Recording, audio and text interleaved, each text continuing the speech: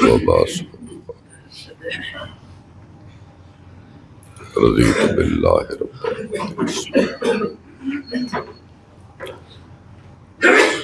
الحمد للہ نحمده ونستعینه ونستغفره ونؤمن به ونتوکل علیہ ونعوذ باللہ من سامع رہن دے نماز تو بعد کر لیں جمعہ تو بعد ونعوذ باللہ من شرور انفسنا ومن سیئات اعمالنا من يهده الله فلا مضل له ومن يضلل فلا هادي له وأشهد أن لا إله إلا الله وأشهد أن محمدا عبده ورسوله اللهم صل على محمد وعلى آل محمد كما صليت على إبراهيم وعلى آل إبراهيم إنك حميد مجيد اللهم بارك على محمد وعلى آل محمد كما باركت على إبراهيم وعلى آل إبراهيم إنك حميد مجيد أما بعد فإن خير الحديث كتاب الله وخير الهدي هدي محمد صلى الله تعالى عليه وآله وسلم وشر الأمور محدثاتها وكل محدثة بدعة وكل بدعة ضلالة وكل ضلالة في النار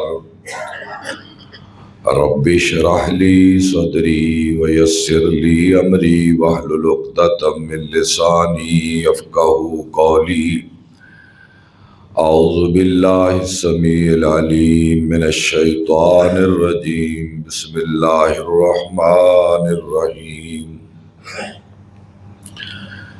ألم يجدك يتيما فآوى ووجدك ضالا فهدى ووجدك عائلا فأغنى فأما اليتيم فلا تقهر وأما السائل فلا تنهر وأما بنعمة ربك فحدث صدق اللہ مولانا العظیم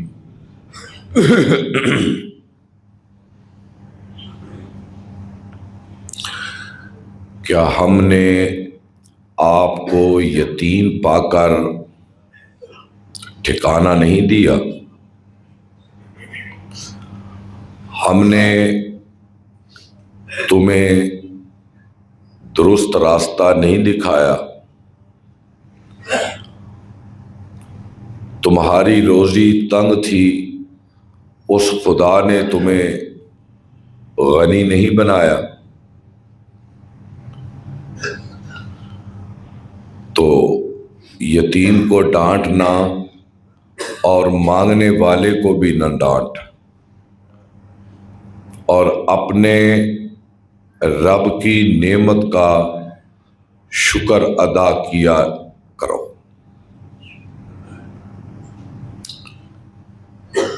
قرآن مجید کی ایک بڑی مشہور اور معروف سورت 30ویں پارے کی، جس کو سورہ ضحیٰ کہتے ہیں، اور اس کا ترجمہ تقریباً عامی مسلمانوں کو آتا ہے۔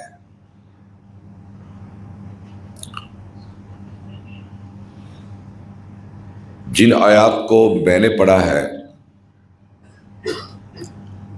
اس کا ترجمہ آپ نے سن لیا ہے۔ چھوٹے چھوٹے ٹکڑے ہیں، میں اسی ترجمے سے اپنی بات کو نکالوں گا۔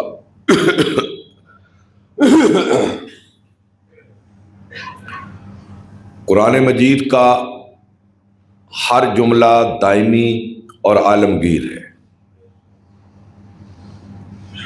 حضور سے لے کر قیامت تک ہر زمانے کے لیے ہے اور ہر شخص کے لیے۔ یہ الگ بات ہے،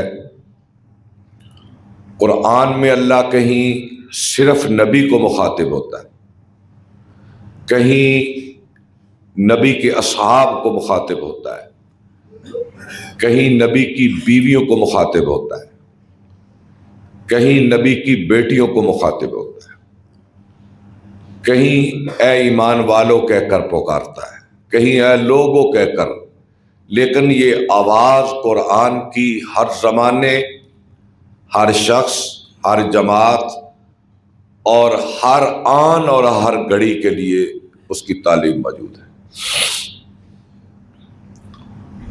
4 جملے ہیں کہ اے نبی کیا میں نے تمہیں یتیم نہیں پایا تھا تو میں نے تمہیں تیری یتیمی میں تجھے ٹھکانے دیے، ایک بات، اور میں نے تمہیں راستہ دکھایا۔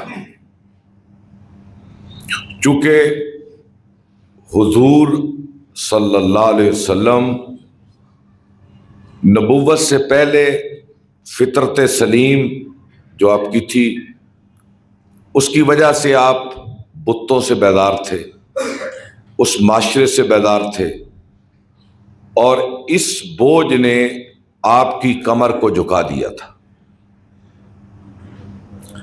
تو اللہ تعالیٰ نے وہی بھیج کر افق پر جتنی تاریکی تھی، ظلمت اور اندھیرے، اس کے پردے اٹھا کے حضور کو سب کچھ دکھا دیا، اور پھر کہا کہ تو خوشحال نہیں تھا، تیری روزی اتنی وسیع نہیں تھی، ہم نے تمہیں مال دے کے غنی کر دیا۔ تو اب تو اللہ کا شکر کیسے ادا کرنا ہے؟ وہ ایسے کہ اگر کوئی یتیم تیرے پاس آئے تو اسے ڈانٹنا نہیں ہے، کوئی سائل آئے تو اسے جھڑکنا نہیں ہے، اور جو نعمت ہم نے تمہیں دی ہے اس نعمت کو یاد کرتے رہا کرو، اس کا شکریہ ادا کرتے رہا کرو۔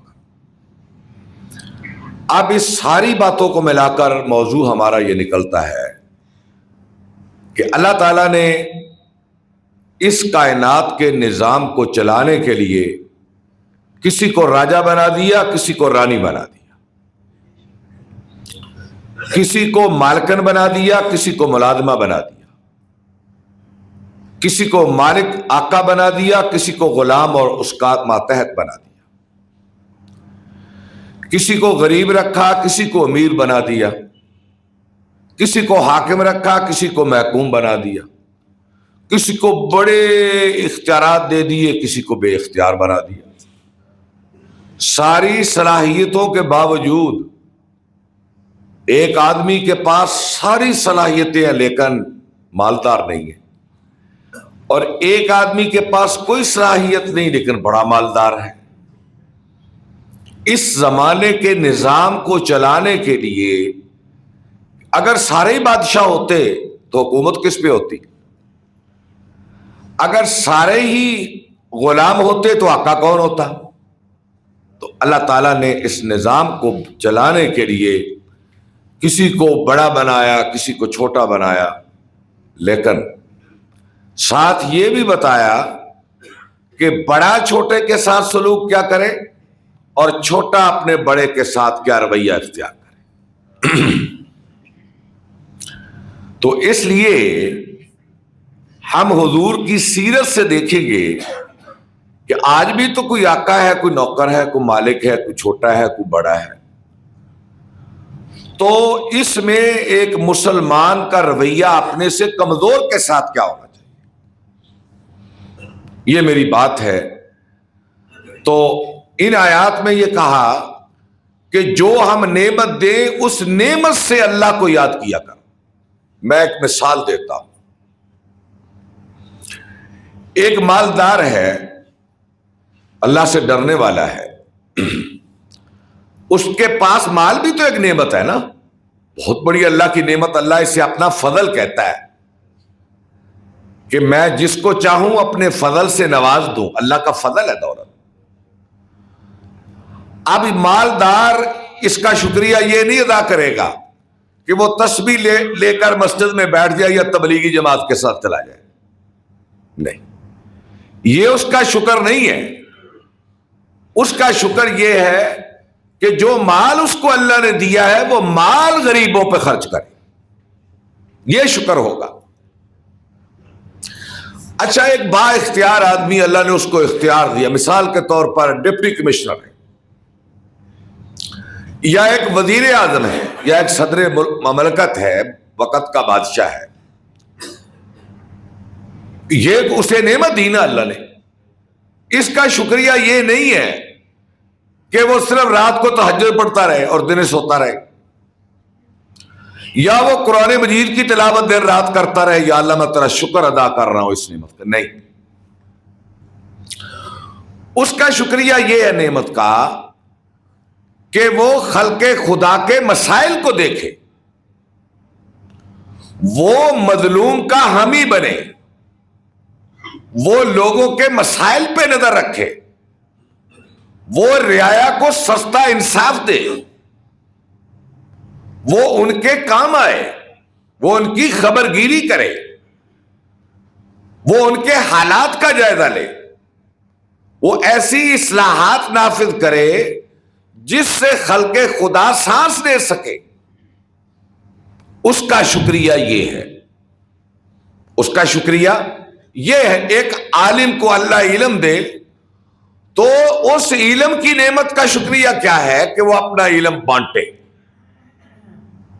اپنے علم کو چھپا کر نہ رکھے۔ تو اس لیے جو نعمت اللہ نے کسی کو دی ہے اس نعمت کا خرچ کرنا اللہ کا شکریہ ہے۔ تو اللہ کی ذات فرماتی ہے، اے میرے حبیب تم اللہ کی نعمت کو یاد کر کر کے اس کا شکریہ ادا کیا کر۔ اچھا بھائی، کیا ہم جو لوگ بیٹھے ہوئے ہیں، اللہ کے ہم پر کتنے فضل ہیں، کتنی نعمتیں ہیں کہ اس نے ہمیں اولاد دی، بیوی بچے دیے، اپنے گھر دیے، علم دیا، خوشحالی دی، خوشیاں دی۔ تو اب ان خوشیوں کا دائرہ ایک مسلمان کو بڑھانا چاہیے کہ جو آپ کے ماتحت ہیں۔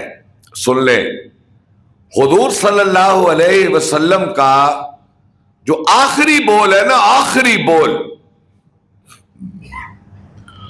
اس کی راویہ ہے حضرت عائشہ رضی اللہ تعالی عنہ۔ جس بول کے بعد آپ کا کوئی بول نہیں ہے، وہ بول کیا ہے؟ سنتے رہتے ہیں آپ نے ایسے انگلی آسمان کی طرف کھڑی کی، حضرت عائشہ کہتی ہے، اور آپ فرمانے لگے، عائشہ الصلاۃ الصلاۃ وما ملکت ایمانکم، وما ملکت ایمانکم۔ پھر آپ کی انگلی یہاں جھک گئی، اور یہ آخری بول ہے امت کے لیے۔ حضرت عائشہ کہتی ہیں یہی بولتے، اور اس کا ترجمہ کیا ہے؟ عائشہ امت کو کہہ دینا، اس کا یہ خود بخود ترجمہ ہے کہ نماز کا خیال رکھنا، نماز کا دھیان رکھنا، نماز کی پابندی کرنا، وما ملکت ایمانکم، اور جو تمہارے ماتحت ہیں ان کا خیال رکھنا۔ یہ پورا دین ہے دو جملوں میں، ان دو جملوں میں پورا دین ہے۔ نماز اللہ کا سب سے بڑا حق ہے جس میں سجدہ ہے، سجدہ کیے بغیر اللہ کا حق ادا نہیں ہوتا۔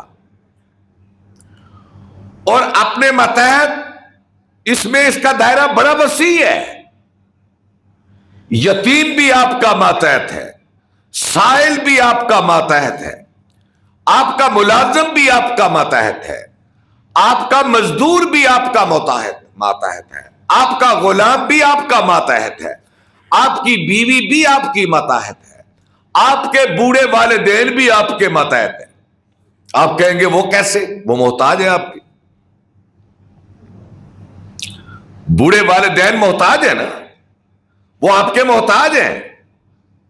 ان کو اٹھانا، بٹھانا، خبرگیری کرنا، ان کی دلجوئی کرنا، ان کے کڑوی کسیلی باتوں کو سن کے بردباری کا اظہار کرنا۔ والدین بڑھاپے میں کڑوی کسیلی باتیں کرتے ہیں،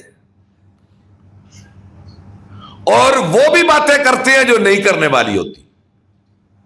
والدین کو نہیں کہا کہ تم نے یہ باتیں نہیں کرنی، نہیں، اولاد کو کہا کہ تم نے ان کے بڑھاپے میں ان کی کڑوی کسیلی باتوں کو سن کے بردباری کا اظہار کرنا ہے، کیونکہ وہ تمہارے محتاج ہیں۔ اور جب تم محتاج تھے، اولاد بھی تو محتاج تھی نا، ایک وقت تھا نہ چل سکتا تھا، نہ بول سکتا تھا، نہ دوڑ سکتا تھا، نہ مانگ سکتا تھا، اور باپ اس کی اداؤں سے اس کے دل کی خواہش سمجھ جاتا تھا۔ کیا خیال ہے؟ باپ بیٹے کی اداؤں سے اس کی پیاس کو، اس کی بھوک کو، اس کی طلب کو، اس کی خواہش کو، اس کی ڈیمانڈ کو سمجھ آتا تھا، اور پھر اس محتاج بچے کی خواہش کو پورا کرنے کے لیے وہ ہر کھیل کھیل جاتا تھا، ہر رزق لے جاتا تھا، ہر گرمی اور سردی سے لڑتا تھا،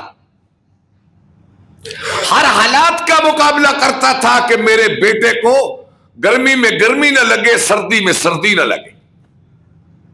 لڑتا تھا کہ نہیں لڑتا تھا؟ لڑتا تھا۔ جب تو محتاج تھا، اس نے تیری محتاجگی کو، تیری غربت کو، تیرے افلاس کو، تیری خواہشات کو تو نے 10 بار پکارا، اس نے 10 بار کہا بیٹا میں حاضر ہوں۔ اچھا میری عمر 4 یا 5 سال ہو، 4 سال ہوگی، 5 نہیں، یہ 70 کی بات ہے، اس وقت میری 4 سال عمر تھی۔ مجھے ابھی تک یہ بات یاد ہے، اور اللہ کا فضل ہے کہ میرا حافظہ ٹھیک ہے۔ میرے کان میں درد تھی، مجھے ابھی تک یاد ہے، سردی کا موسم تھا، رضائی کے اندر میرے باپ نے مجھے اپنے ساتھ سلایا ہوا تھا، کان میں درد بڑھ گئی، انہوں نے مجھے کندھے پہ اٹھا لیا، اور یہ جنوری کے دن تھے، باہر اتنی سردی، شدید سردی کہ کیا کہوں میں۔ وہ ساری رات صحن میں مجھے اپنے کندھے پہ بٹھا کر گھماتے رہے۔ آپ اندازہ کریں، اس کو کہتے ہیں باپ۔ اور انہوں نے ایک بار بھی نہیں مجھے جھڑکا کہ کیوں تو رو رہا ہے، کیوں مجھے ستا رہا ہے، کیوں تو نے میری نیند خراب کی ہے۔ میرے پاس تو ایک مثال تھی، میں نے دے دی، لیکن ہر گھر میں، ہر باپ کے پاس مثالیں، ہر بیٹے کے پاس مثالیں موجود ہوں۔ تجھے کیا خبر کہ کیا ہے رہو رسم شہبازی، اور تیرے بگوڑے کو ساری رات تیری ماں ہلاتی تھی۔ میرا جو سب سے چھوٹا، آپ کہیں گے مولوی صاحب نے کیا باتیں شروع کر دی ہیں۔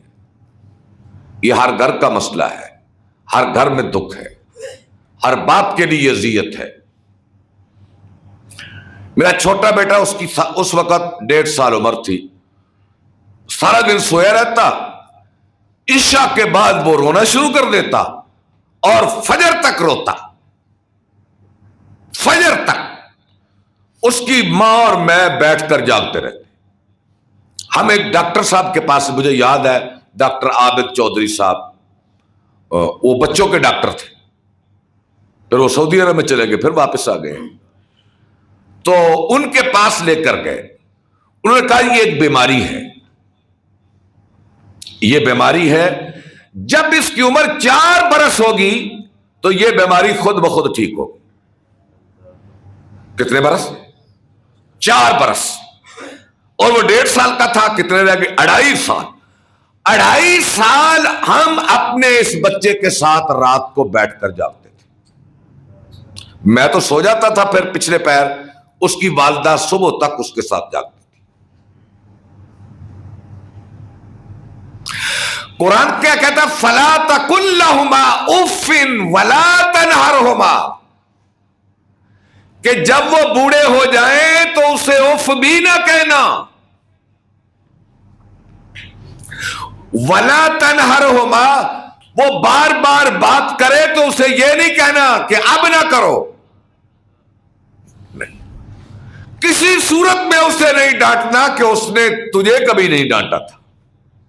اچھا، اس کی طرف میں زیادہ چلا گیا، یہ ضرورت ہے، ضرورت ہے، اس کو پہچاننا چاہیے۔ ہر جوان کو بیٹی کو بیٹے کو جاننا چاہیے، جو بڑی ڈٹائی سے بیٹی اپنے ماں کو ڈانٹتی ہے یا بیٹا اپنے باپ کو ڈانٹتا ہے،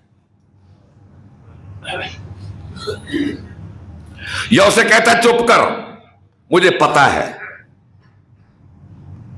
یا تجھے بڑا پتا ہوگا، وہ بڑا پتا ہوگا تجھے، لیکن تجھے یہ نہیں پتا کہ یہ باپ ہے۔ علم تو ہوگا، ادب نہیں ہے۔ اور میں تو کہتا ہوں کہ علم ڈگریوں کا نام نہیں ہے، علم یونیورسٹیوں میں کالجوں میں پڑھنے کا صرف نام نہیں ہے، علم ادب کا نام ہے، علم تہذیب کا نام ہے۔ جس میں ادب نہیں، جس میں تہذیب نہیں، اس کی انگریزی کو، اس کی فزکس کو، اس کی کیمسٹری کو، اس کی ریاضی کو ہم کیا کریں گے؟ اس میں ڈال کر کھائیں گے۔ آپ اندازہ کریں، جب کسی ماں کا یا باپ کا دل ٹوٹتا ہے اپنی بیٹی یا بیٹوں کے ہاتھوں سے، خدا کی قسم اس کے سر پہ آسمان چکراتا ہے۔ رات یہ میرے دوست بیٹھے ہوئے ہیں، JK میں میرا پروگرام تھا، اتفاق سے، اور ایسا ہی عنوان ملتا جلتا تھا، تو اچانک میرے ذہن میں یہ بات آئی کہ ہر آدمی کہیں نہ کہیں شکایت لگا سکتا ہے۔ کیا خیال ہے؟ بھائی ستائے تو باپ کو کہو، بہن ستائے تو باپ کو کہو، پڑوسی سکھائے تو پڑوسی سے کہو۔ ہر آدمی کی شکایت کہیں نہ کہیں لگائی جا سکتی ہے، لیکن بیوی اور بیٹے کی شکایت آدمی کہاں لگائے گا؟ کیا خیال ہے کوئی جگہ؟ کوئی جگہ نہیں۔ نہ بیوی کی شکایت آدمی کہیں لگا سکتا ہے، نہ بیٹے کی شکایت کہیں لگا سکتا ہے۔ یہ جھیلنا پڑتا ہے۔ اور جو شخص ان حالات سے دو چار ہو جائے، وہ جوانی میں بوڑھا نظر آئے گا۔ اس کی چال بتائے گی، اس کی چال بتائے گی، اس کا حال بتائے گا کہ یہ بیچارہ اندر سے کتنا دکھی ہے۔ ان کی شکایت ہی نہیں لگا سکتا، کہیں بھی کس کو لگائے؟ اور لوگ تو بیٹے کی شکایت باپ سے لگاتے ہیں، باپ بیچارہ کس سے لگائے؟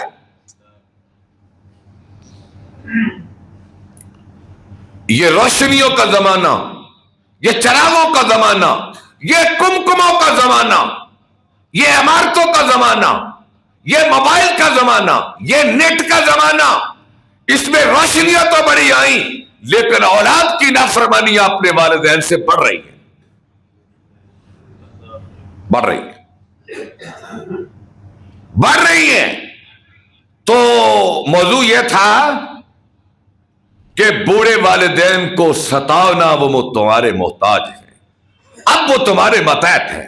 تم پیسے دو گے وہ دوائی لائے گا، تم اسے پھل لا کر دو گے تو وہ کھائے گا، تم کپڑے لا کر دو گے تو وہ پہنے گا، اور وہ بے بسی کی آنکھوں سے تمہاری طرف دیکھ رہے ہیں، اور تم جوانی کی مستی میں اور شباب کی مستی میں پتہ نہیں کہاں نکلے جا رہے ہو۔ ان کا خیال کرو، ان کا لحاظ کرو۔ تو خیر، اللہ کے نبی صلی اللہ علیہ وسلم کی سیرت میں جھانک کر دیکھیں کہ جو مجبور لوگ تھے، جو پریشان تھے، جو بے بس کسی کے سہارے پہ جیتے تھے، اللہ کے نبی کا ان کے ساتھ سلوک کیا تھا. اللہ نے اپنے حبیب کو ان ساری مشکلاتوں سے گزارا تاکہ آپ جان جائیں کہ ان چیزوں کے دکھ کیا ہوتے ہیں. اور دکھ، کسی دکھی کا دکھ بھی وہی محسوس کرتا ہے جس نے دکھ دیکھا ہو. کیا خیال ہے؟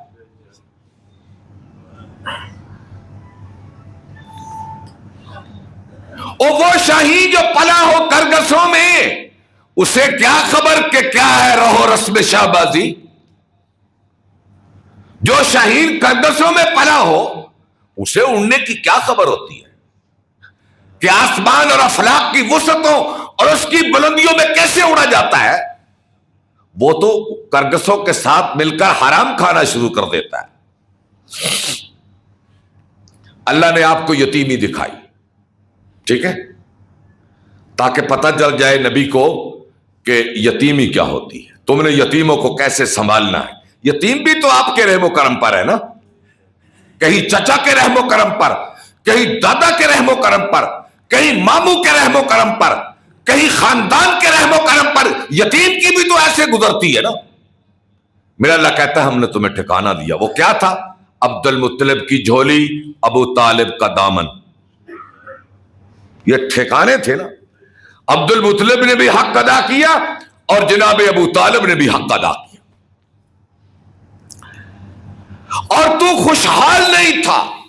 حضور کی مکی زندگی میں نے کئی بار بتایا کہ آپ کا ترکہ جو جناب عبداللہ کا ترکہ تھا وہ چند بکریاں تھیں، ایک لونڈی تھی بس. جناب عبداللہ اتنے خوشحال نہیں تھے. اور پھر حضور آپ تو ابتدا میں فلاحی کاموں میں حصہ لیتے، اصلاحی کام کرتے، لوگوں کے کام آتے. جب سیدہ خدیجہ سے واسطہ پڑا تو آپ نے چاہے اجرت پہ کام کیا، چاہے شراکت پہ کام کیا، چاہے ملازمت پہ کام کیا. سیدہ خدیجہ کے قافلہ تجارت کے ساتھ آپ شام گئے. ایسے ہے نا، وہ اجرت تھی، ملازمت تھی یا شراکت تھی، جو بھی تھا آپ نے وہ کیا. تو اس سے پتہ چل گیا کہ ملازم کے کیا مسائل ہیں. آپ نے حضرت خدیجہ کی ملازمت کہہ لو یا اجرت پہ کام کیا ہے نا، یا آپ نے مکے میں بکریاں چرائی ہیں، ایک مزدور کی حیثیت سے کام کیا آپ نے. پتہ چل گیا کہ مزدور کے حقوق کیا ہوتے ہیں، مزدور کے احساسات کیا ہوتے ہیں، یا مزدور کی ضروریات کیا ہوتی ہیں. اللہ نے اس سے بھی گزارا آپ کو. اللہ نے غربت سے بھی گزارا. اور اس کے بعد کہا میرے حبیب یتیمی بھی تو نے دیکھی، غربت بھی تو نے دیکھی، ملازمت بھی تو نے دیکھی، مزدوری بھی تو نے دیکھی.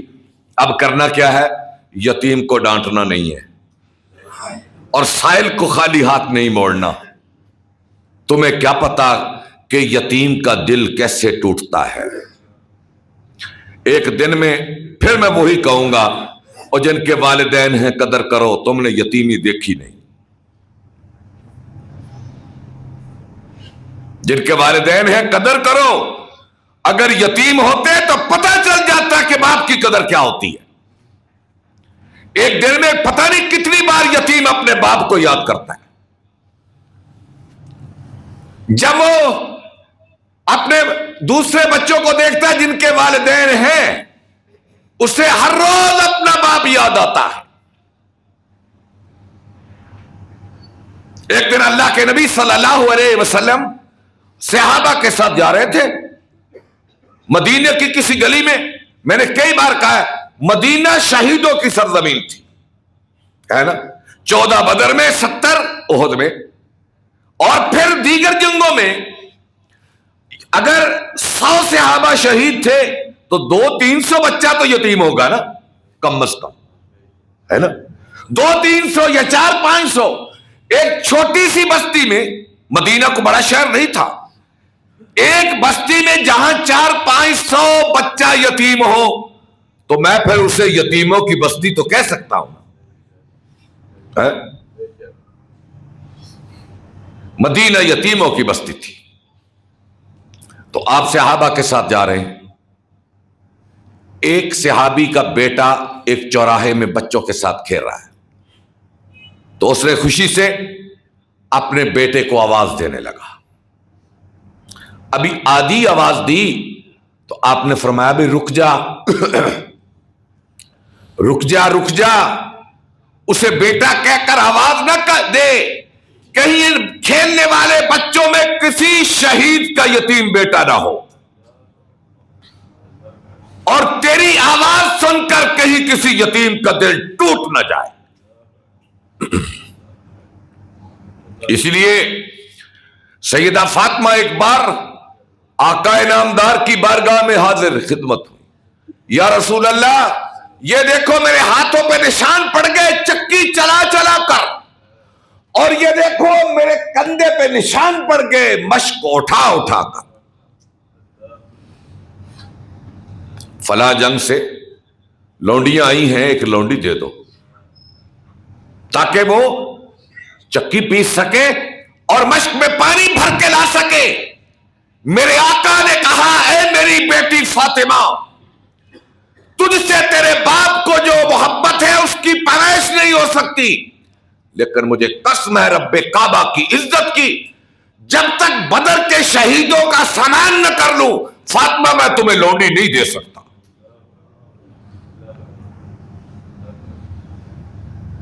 غریبوں کا والی، یتیموں کا مولا، ہے نا؟ غریبوں کا والی، یتیموں کا مولا، یہ میرے آقا ہے، غریبوں کے والی، یتیموں کے مولا. اس سے گزارا. اور ذرا اندازہ تو کر کے دیکھیں، حضور صلی اللہ علیہ وسلم ان سارے حالات سے گزرے تھے، اور اللہ نے گزار کر آپ کی تربیت کی تھی، کیونکہ آپ نے رحمت للعالمین بننا تھا. آپ نے جہان کو اپنا کردار چھوڑ کے جانا تھا، ایک حسین معاشرے کی تشکیل کرنا تھا جس میں مجبور، بے کس، بے بس سانس لے سکے، اور سسکتی انسانیت، ڈوبتی ہوئی انسانیت، روتی ہوئی انسانیت کو ایک ایسی فضا مل سکے جس میں آزادی کے ساتھ سانس لے سکے. یہی وجہ تھی کہ کافروں کے غلام بھاگ کر مدینہ میں حضور کے پاس آتے، آپ ان کو آزاد کر دیتے، آپ ان کو آزاد کر دیتے. بھاگ بھاگ کر لوگ، ترستی ہوئی، سسکتی ہوئی، مرتی ہوئی، گرتی ہوئی انسانیت، یہ یمن کے بدو، یہ شام کے مسکین، یہ عرب کے غلام آ کر حضور کے سایہ عاطفت میں شفقت پاتے تھے. سردیوں کے دن آ چکے ہیں، بات تو یہیں سے آگے انشاءاللہ بڑھاؤں گا، وقت ہو چکا ہے. آپ حضرات وقت پہ تشریف لانے کی کوشش کیا کریں. انشاءاللہ 31 منٹ ہوئے ہیں، 30 منٹ پر میں اپنی بات ختم کر دیا کروں گا، چونکہ آگے نماز بھی عصر کی تقریباً 3:15 ہونے لگی ہے، تو وقت کافی ہو چکا ہے. اللہ تعالیٰ اللہ اور اس کے رسول کی بات کو سمجھ کر اس پہ عمل کی توفیق عطا فرمائے. اقول قولی ھذا استغفر اللہ لی ولکم ولسائر المسلمین. سبحان ربک رب العزت عما یصفون وسلام علی المرسلین والحمد للہ رب العالمین.